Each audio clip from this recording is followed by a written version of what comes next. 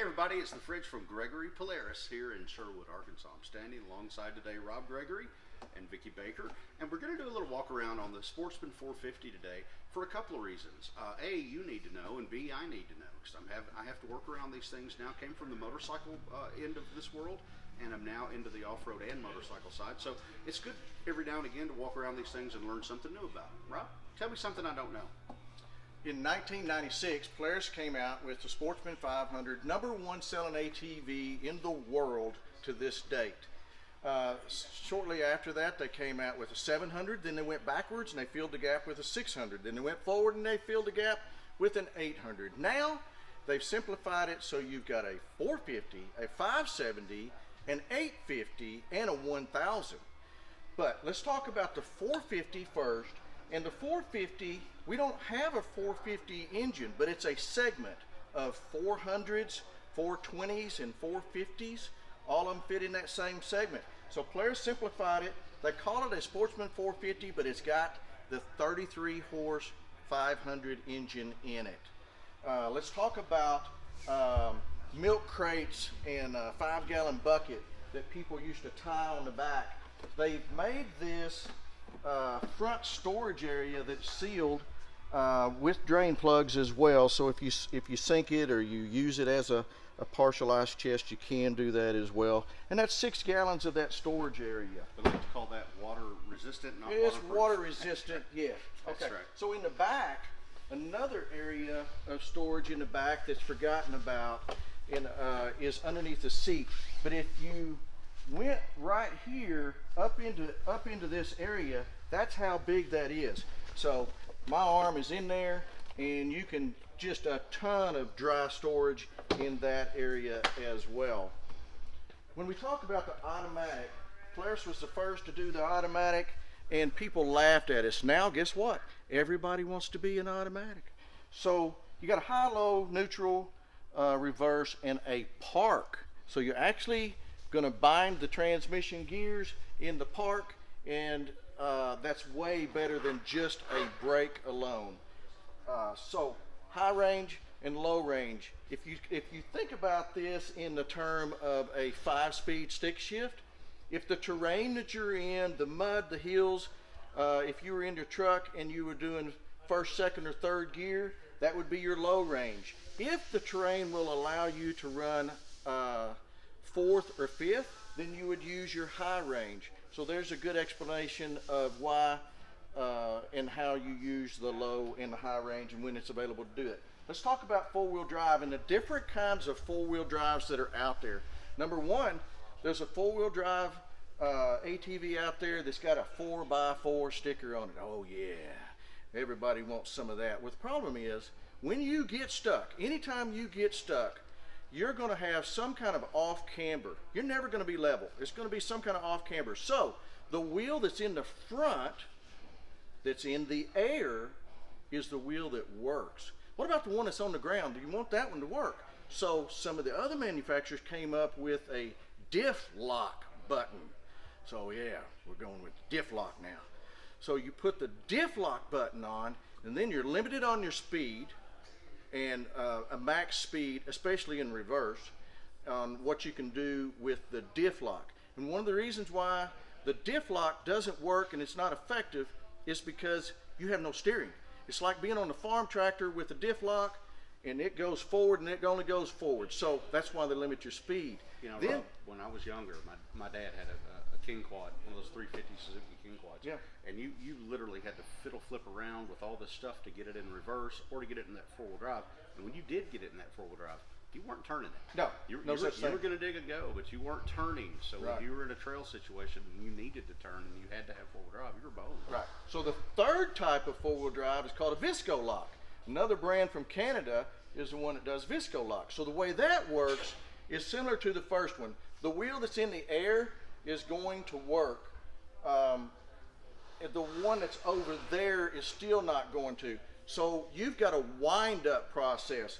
It's almost like winding up a jack in the box, wondering when it's going to come on, and then bam, it'll come on and hopefully get you out of that hole. But the problem is, while you were digging, here on the front, waiting for that to wind in, you were also digging in the rear, going deeper. fourth and the best system out there is an AWD. What that stands for is all-wheel drive. So you're going to take this button right here while you're driving. You know what your terrain is like. You know what your terrain is like. You put it in all-wheel drive. You can leave it in all-wheel drive. It's not going to matter if you leave it in all-wheel drive. It's not going to stay engaged unless it needs to be engaged, and that's why it's called on demand. So let's look at the rear wheel being a clock. If the rear wheel was a clock and it spins out to 3 o'clock and it doesn't move the machine that distance forward, that means that the front wheel didn't turn and the rear wheel spun out. At that point, when we get to the 3 o'clock, if our button is on, we automatically engage into all-wheel drive for that throttle. You play around, give it more gas, give it less gas, give it more gas. You get through the end of the mud hole, let off the gas, give it gas again. If you don't have that slippage here, even though your button is on, you didn't slip. So you don't need on demand to actually come on because it's not demanding that you are slipping.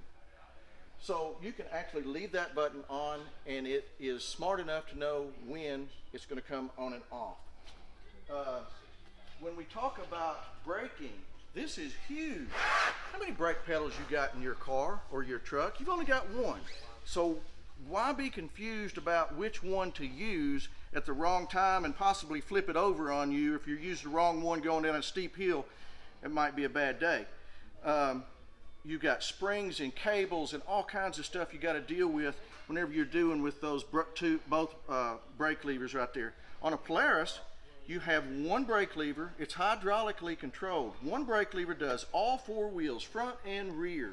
How easy is that? Well, and that's the standout about this brand over the other stuff that we rode even last year in our off-road training, was the ease of operation. So for a guy like me who doesn't do this often, I'm not this off-road guy that gets on my four-wheeler or in my side-by-side, goes plays around on a weekend, I go ride. So for a guy like me, it was super crucial that this be a simple thing to use, and that's exactly what it was. It was just the ease of use was what stood out about the Polaris brand above the other brands that we did get to ride. And the girls can ride it. You know the terrain, you know how fast you're going to go, or you're going to go in first, second, or third in your car or your truck, put it in low. If the terrain allows you to go in fourth or fifth and cruise, then put it in high. That's all you're going to do. Your all-wheel drive button, you can turn it on, leave it on if you want to. Your single lever braking is a huge deal, and that is hydraulic, no springs, no cables, no drum brakes to worry about getting wet, all of that. When we go into the rear end on this is where you get your money's worth as well, especially when you start looking at some of the other 400s and the 420s that are out there. That is independent suspension. So you've got 10.5 inches of ground clearance on this. This wheel works independent of what that wheel is doing. So you can hit a bump on this side and it only affects this one wheel, and that one stays flat on the ground. It's also got the sway bar here for side heeling and tremendous amount of stability on this. So this is a bare base model. It's available in several colors throughout the year. Blue was this past year. This next year I think there's going to be a gray. We've also got this same machine in a utility gray that comes with a big metal rack system and front bumpers on it. But we also sell a lot of these rigged out, so we try and keep these rigged out for Saturdays on what a lot of people want. And a lot of people are going to want a big wheel package. We've got multiple big wheel packages, whether it be steel wheels, aluminum wheels, pretty wheels, blackout wheels, different tire patterns depending on how you're going to use it. So this one is an all-out mutter, and you could use this in some clay and some gumbo. If you're not going to be in a lot of clay, depending on where you are riding it and keeping it, then you could go with another tire that we like as well. Just look at the parts, man. It's set up to Right. use. So this one's ready to go. This is the same machine over here as this one, but just with the wheel change out on that, you're going to be up closer to 13 inches of belly clearance on this at the lowest point. Rails are available.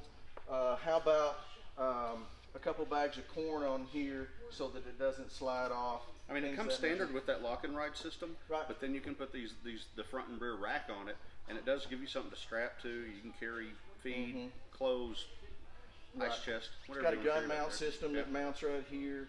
You've got protection here. These brush guards are really cool for people. I've been seeing a lot of people coming in needing tail lights or body plastic because they did not have the brush guards on there. They hit something, broke something. So these are an inexpensive, very useful product that you can put on them. Right, so it's not about just whether or not your kid backs into a tree on the bumpers. It's riding with other people. Yeah. Yeah. Riding with other people that are looking around and whoop, there you are. Well, that Then they bumper gotta is going use to the protect winch. you. Right. Pull them out. Right. And And that's then- where it gets fun. So you got the front rail on this one, you got the front bumper on this, you got the winch on there. So this machine's rigged out the way a lot of people walk in on Saturdays and want it, other than which wheel kit they might want, and we keep those on display as well. But hey, if you've got any more questions at all, feel free to give us a call at Gregory Polaris. We're located at 14106 Highway 107. And our phone number is 501-834-0344. Come see us. My name is Rob Gregory. I hope you elect us as your dealer. I approve this message.